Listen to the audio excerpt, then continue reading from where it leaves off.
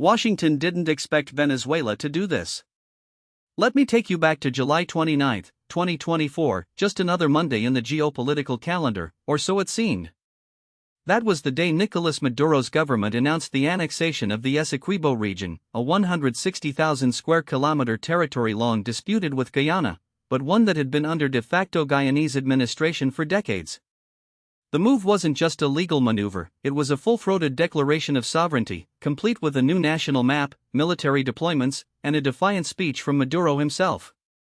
The White House, the State Department, and every major Western media outlet reacted with predictable outrage. But here's the they weren't just surprised, they were blindsided. And that tells you everything you need to know about how little Washington truly understands the forces reshaping the Western Hemisphere. I've spent the last 30 years studying the intersection of Latin American politics, U.S. foreign policy, and great power competition. I've advised governments, written classified briefings, and watched as one administration after another repeats the same mistakes, assuming that economic pressure, diplomatic isolation, and the occasional covert operation will bend Caracas to its will. But this time, Venezuela didn't just push back. It leapfrogged over Washington's red lines in a way that exposed the fragility of American influence in its own backyard. And if we don't understand why, we're going to keep making the same catastrophic miscalculations. So let's start with the official narrative, the story they want you to believe. The official A rogue state defies the rules-based order. On the surface, this looks like a straightforward case of revisionist aggression. The Essequibo dispute dates back to colonial-era borders, but since Guyana's independence in 1966, the territory has been administered by Georgetown, with international courts repeatedly siding against Venezuela's claims. In 2018, Guyana took the case to the International Court of Justice, and in 2020, the court ruled it had jurisdiction. Venezuela, predictably, rejected the ruling, but until last month, it had never moved beyond rhetorical posturing. Then, out of nowhere, Maduro's government did something. It declared the Essequibo an integral part of Venezuela, redrew its national map, and began issuing Venezuelan ID cards to residents of the region. The U.S. response was swift and unequivocal. Secretary of State Antony Blinken condemned the move as a blatant violation of international law, while the Pentagon announced extended military exercises with Guyana, including the deployment of a U.S. Navy destroyer to the region. The New York Times ran an editorial calling Maduro's actions a throwback to 19th-century imperialism, and Senator Marco Rubio took to X to demand crippling sanctions on Venezuela's oil sector. The message was this was an outlaw regime thumbing its nose at the rules-based order, and the U.S. would not tolerate it. But there's a problem with this narrative. It assumes that Venezuela's move was impulsive, irrational, or purely opportunistic, that Maduro, facing domestic unrest and economic collapse, decided to gamble on a nationalist distraction. And while that explanation might feel satisfying, it doesn't hold up to scrutiny. Deconstructing the what Washington missed. Let's start with the timing. Why now? Venezuela's economy has been in freefall for years, its oil production hovers around 800,000 barrels per day, and Maduro's approval ratings are in the low 20s. A nationalist rallying cry makes sense, but only if it's credible. And here's where the official story starts to unravel.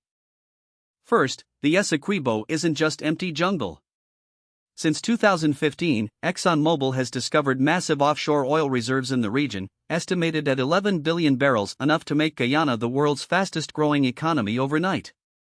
Guyana's GDP has skyrocketed by over 600% in the last decade, and its government has signed lucrative deals with Exxon, Hess, and China's CNOOC.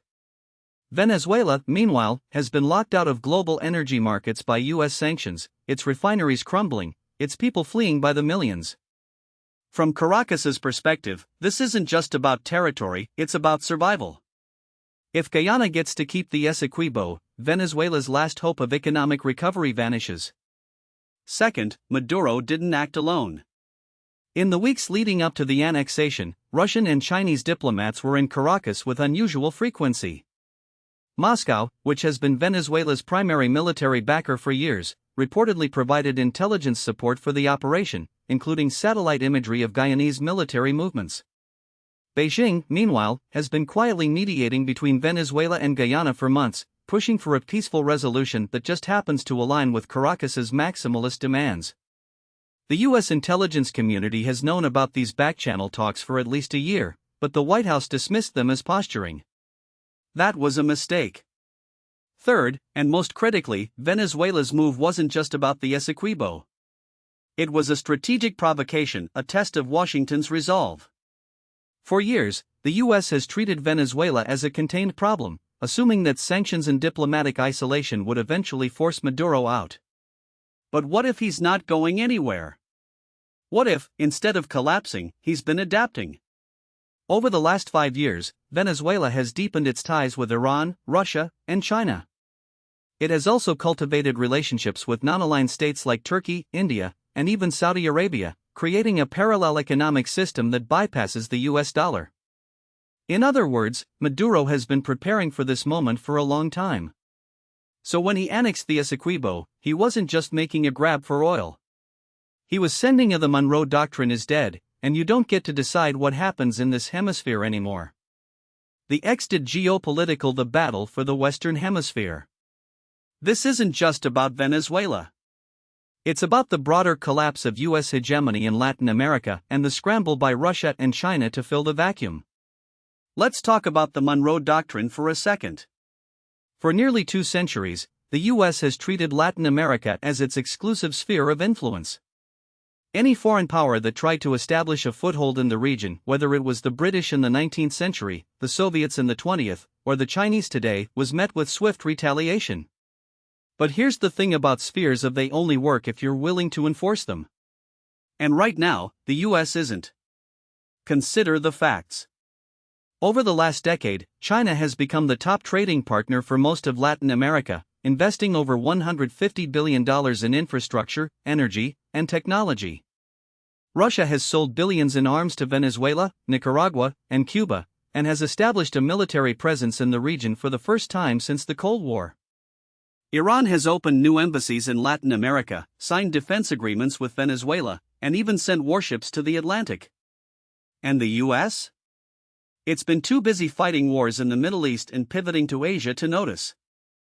But here's where it gets interesting.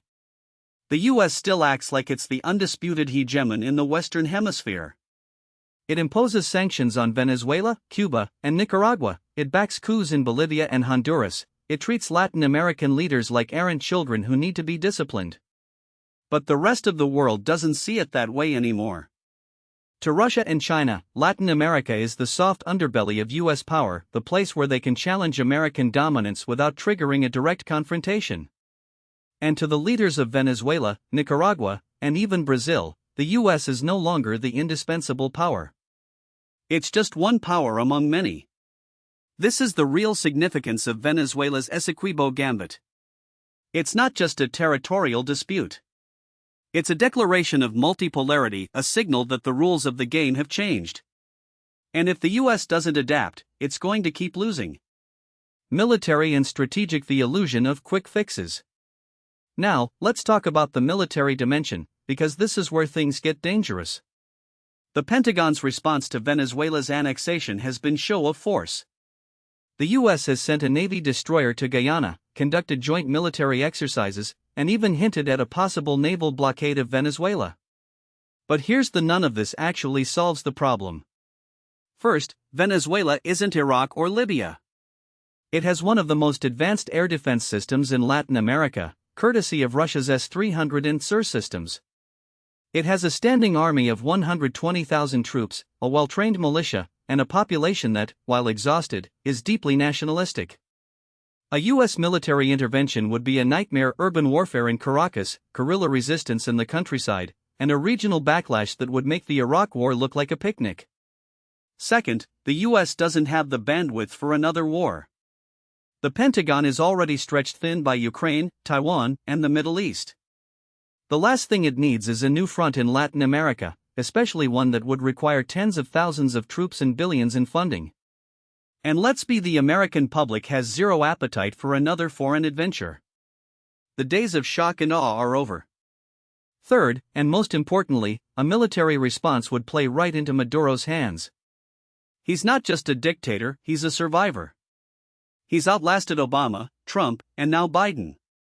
He knows that the moment the U.S. invades, he becomes a martyr. the entire region, even governments that hate him, would rally to his defense.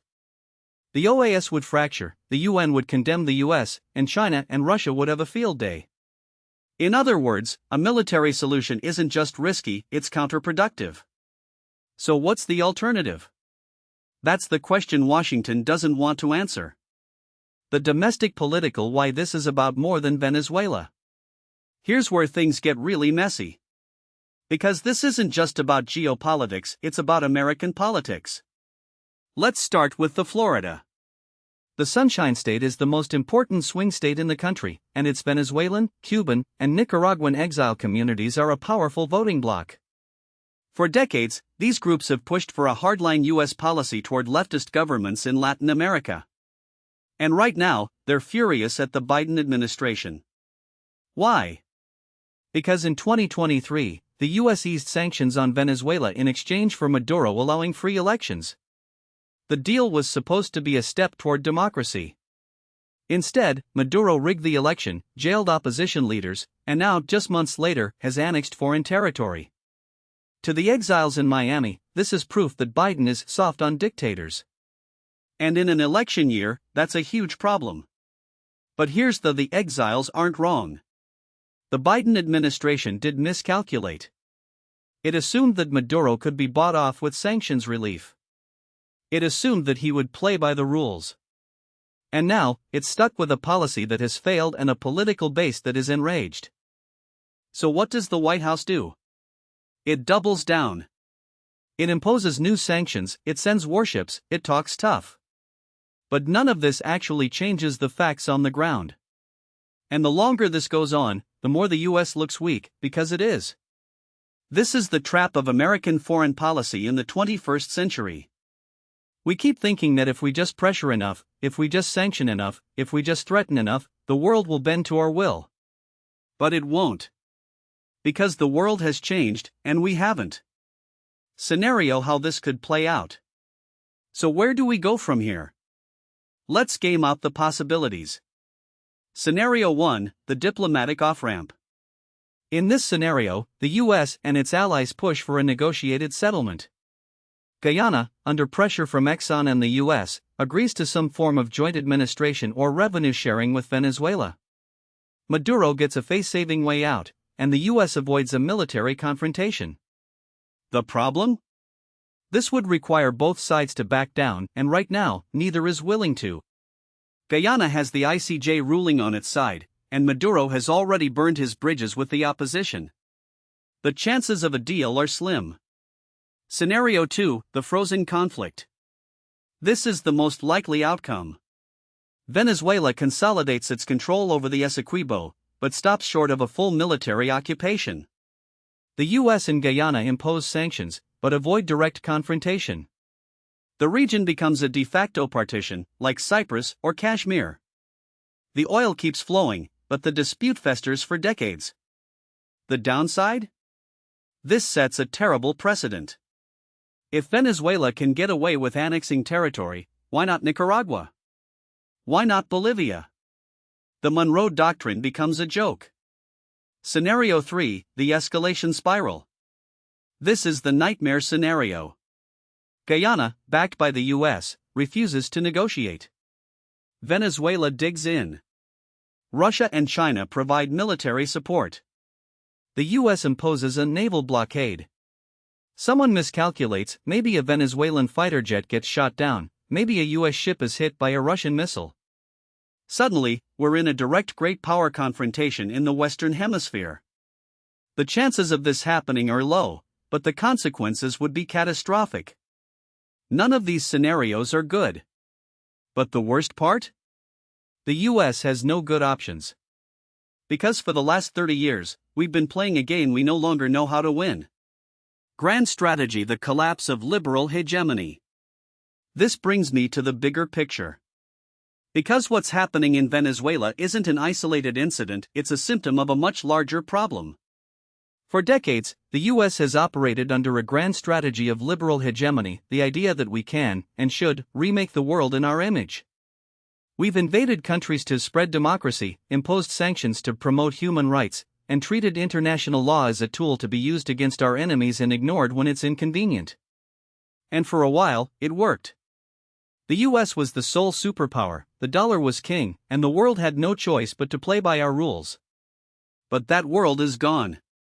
Today, we live in a multipolar system, one where China, Russia, and even regional powers like Iran and Turkey have the ability to push back. And yet, the US still acts like it's 1999. We still think we can bomb our way to democracy. We still think sanctions will force regimes to collapse. We still think the rest of the world will follow our lead. The result? A series of catastrophic miscalculations. Iraq, Libya, Syria, Afghanistan, and now, Venezuela. In each case, we assumed that our power was limitless, that our enemies were weak, and that the world would bend to our will. And in each case, we were wrong. This is the pattern of a declining empire. Not because we're weak, we're still the most powerful country on earth, but because we've forgotten how to use our power wisely. We've confused hegemony with invincibility. And now, we're paying the price. Alternatives and what we should do instead. So what's the alternative? How do we avoid another Venezuela-style disaster? First, we need to accept that the world has changed. The era of unipolarity is over. China is a peer competitor. Russia is a revisionist power. And the global south is no longer willing to follow our lead. We can't keep pretending that we can dictate outcomes. We have to negotiate. Second, we need to rethink our approach to Latin America. The Monroe Doctrine is dead. Instead of treating the region as our backyard, we should treat it as a partner. That means investing in infrastructure, trade, and diplomacy, not just sanctions and military exercises. It means working with Brazil, Mexico, and Argentina to counterbalance Venezuela, not isolating them. And it means listening to Latin American leaders, even when we don't like what they have to say. Third, we need to stop using sanctions as a first resort. Sanctions don't work.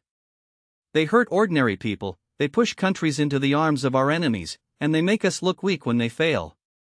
Instead of trying to strangle Venezuela's economy, we should be competing with it, offering alternatives, investing in the region, and making it clear that the US is still the best partner for Latin America. Finally, we need to rebuild our diplomatic corps. Right now, the State Department is a shadow of what it once was. We've lost generations of expertise. We've hollowed out our embassies. And we've replaced diplomacy with military posturing. That has to change. We need to invest in language training, cultural understanding, and long-term strategy, not just short-term fixes. This isn't about being soft on dictators. It's about being smart. And right now, we're not. Reflective the choice before us. Let me leave you with this. What's happening in Venezuela isn't just about oil, or territory, or even Maduro. It's about the end of an era, the era of American dominance. And how we respond will determine what comes in. We can keep pretending that we're still the sole superpower, that our enemies will back down, that the world will follow our lead. But if we do, we're going to keep making the same mistakes over and over again. Or we can adapt. We can accept that the world is changing, that our power has limits, and that we need a new strategy for a new era. We can invest in our alliances, rebuild our diplomatic muscle, and start thinking in terms of decades, not news cycles.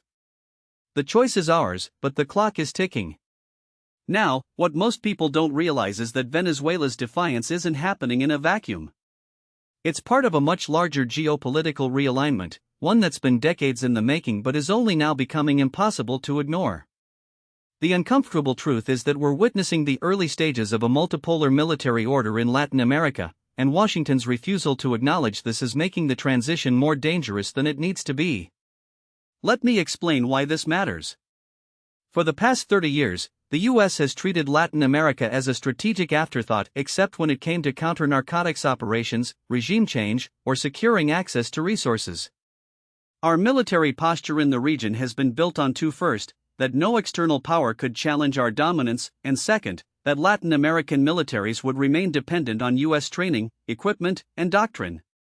Both of those assumptions are now obsolete. Take the case of Venezuela's military modernization. Since 2019, Maduro's government has quietly but systematically diversified its arms suppliers, reducing its reliance on Russian hardware, which, let's be honest, was never as dominant as Western analysts claimed, and deepening ties with Iran, China, and even Turkey. The numbers tell the story. Between 2020 and 2023, Venezuela imported over $1.2 billion in military equipment from Iran alone, including Mohajer 6 drones, radar systems, and ballistic missile technology. That's not just a shift in suppliers, it's a shift in capability. The Mohajer 6, for instance, has a range of 200 kilometers and can carry precision-guided munitions.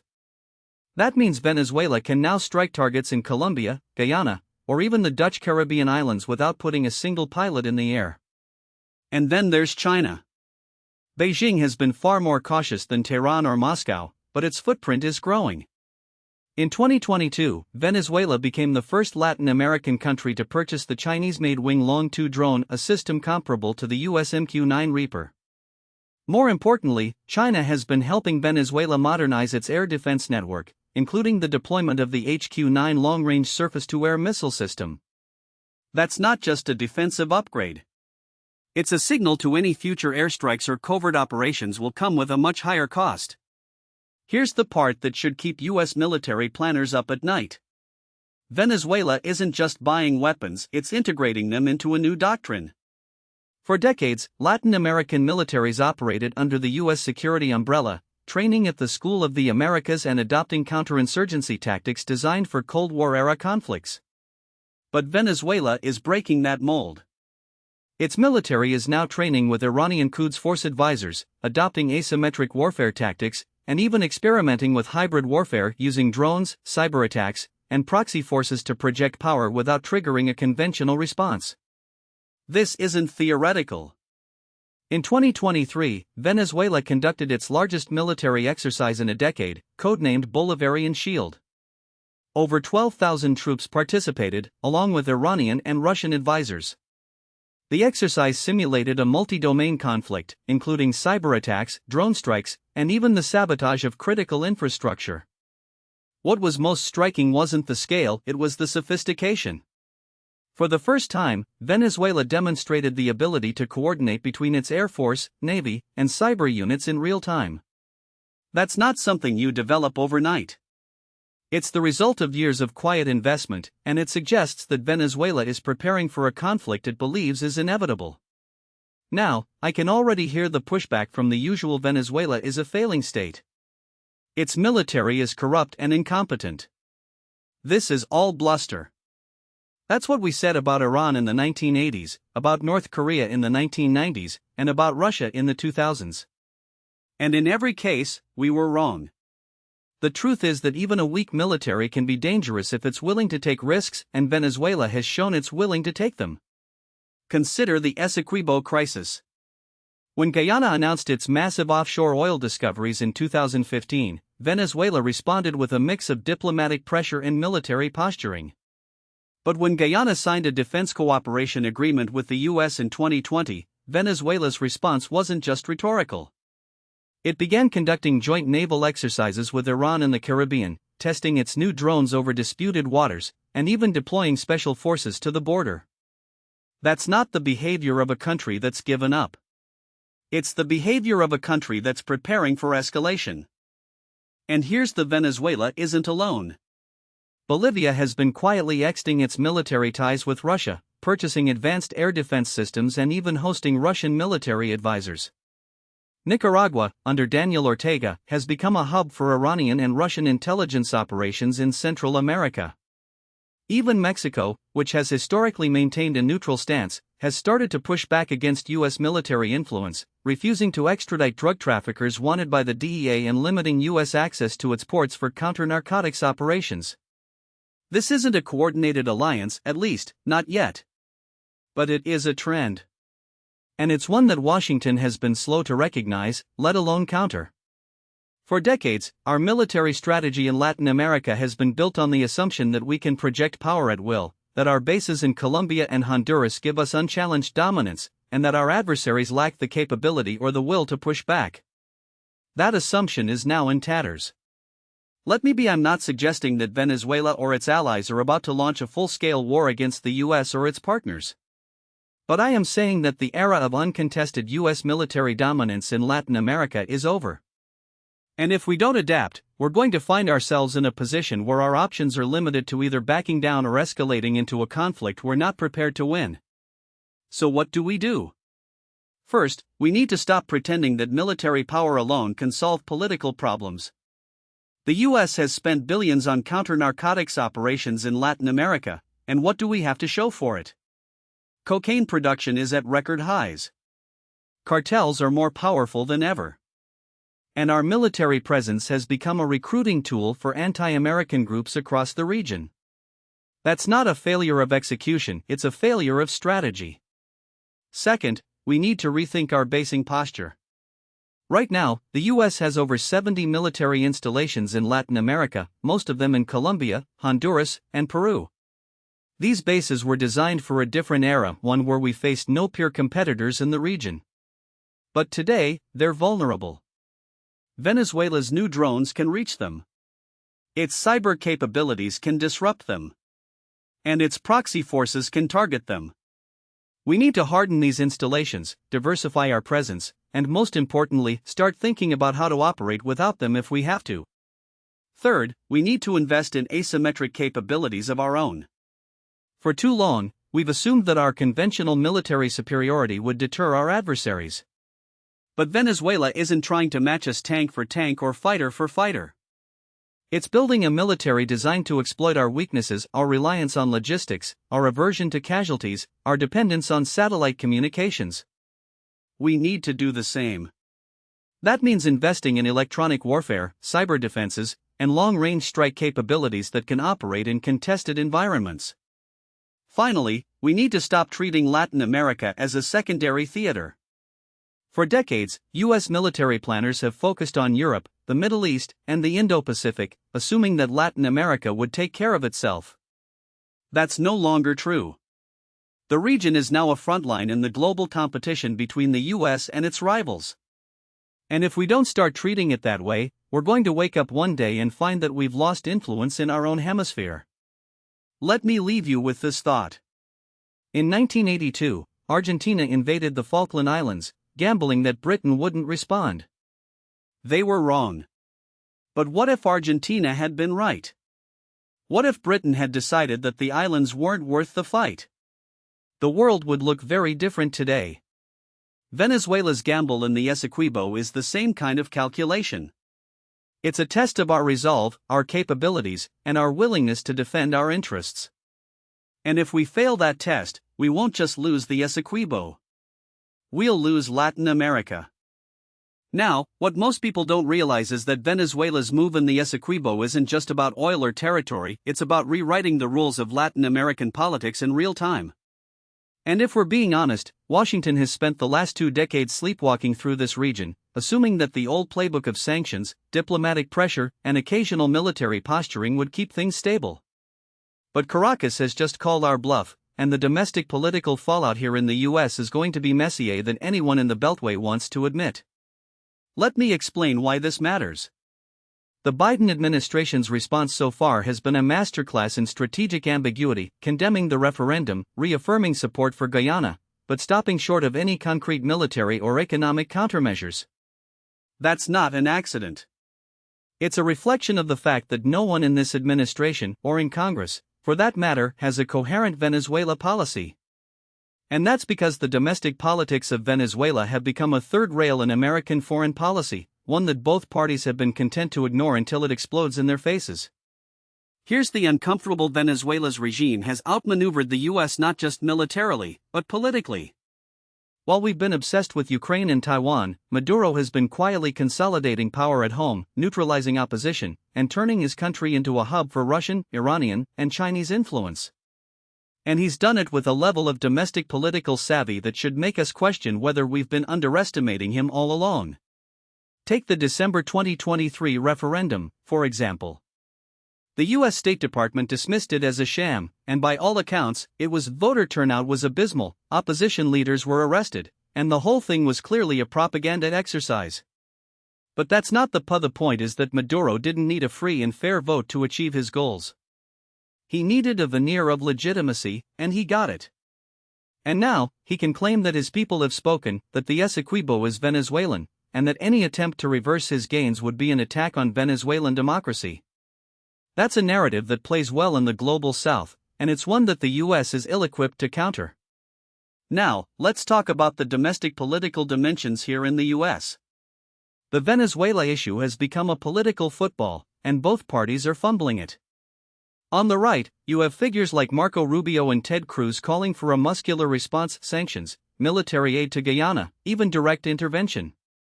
But their rhetoric is disconnected from reality.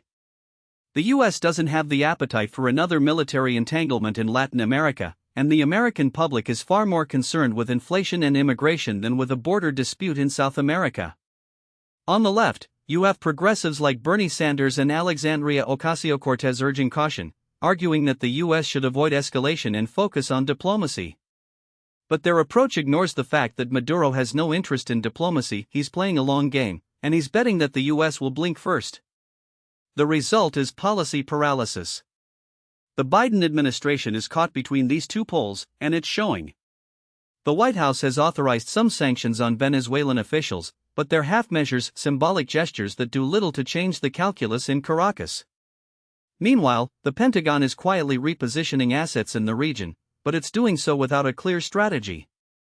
And Congress? Well, Congress is too busy bickering over Ukraine funding to give Venezuela the attention it deserves. Let me give you a historical parallel. In 1962, the U.S. faced a similar crisis when the Soviet Union placed nuclear missiles in Cuba. The Kennedy administration had to navigate a domestic political landscape that was deeply divided. Some hawks wanted to invade, some doves wanted to negotiate, and the public was terrified of nuclear war. But Kennedy didn't have the luxury of indecision. He had to act, and he did, with a mix of military pressure and back-channel diplomacy that ultimately resolved the crisis. Today, we're facing a different kind of crisis, but the stakes are just as high. And yet, our political leadership seems incapable of the kind of decisive action that Kennedy took. Here's why this matters for the 2024 election. Venezuela is going to become a wedge issue, and it's going to expose the weaknesses in both parties' foreign policy platforms. The Republicans will use it to attack Biden's leadership, arguing that his weakness has emboldened Maduro. The Democrats will counter by pointing to Trump's failed Venezuela policy, his recognition of Juan Guaidó as interim president, his maximum pressure campaign, and the fact that none of it worked. And the American people? They're going to tune out, because they don't see how this affects their daily lives. But it does affect their lives, whether they realize it or not. Venezuela's actions in the Essequibo are a test case for how revisionist powers can challenge U.S. influence without triggering a direct military confrontation. If Maduro gets away with this, it sends a message to other actors, Russia, China, Iran, that the U.S. can be outmaneuvered in its own backyard. And that's a message that will have consequences far beyond Latin America. So what's the scenario projection here? Let's game it out. In the short term, we're going to see a period of escalating tensions. Venezuela will continue to assert its claims over the Essequibo, and Guyana will respond by ramping up its military cooperation with the U.S. and other allies. The U.S. will likely announce new sanctions, but they won't be enough to change Maduro's behavior. Meanwhile, Russia and China will continue to provide Venezuela with diplomatic cover, economic lifelines, and military support. The risk of miscalculation is high. Imagine a Venezuelan drone straying into Guyanese airspace, or a U.S. reconnaissance flight being intercepted. Either could spiral into a larger crisis. In the medium term, the U.S. will be forced to make a choice. Either it doubles down on its support for Guyana, which could mean more military aid, joint exercises, and even the deployment of U.S. forces to the region. Or it accepts that Venezuela has gained a foothold in the Essequibo and tries to contain the fallout. Neither option is ideal. The first risks a direct confrontation with Venezuela, which could destabilize the region.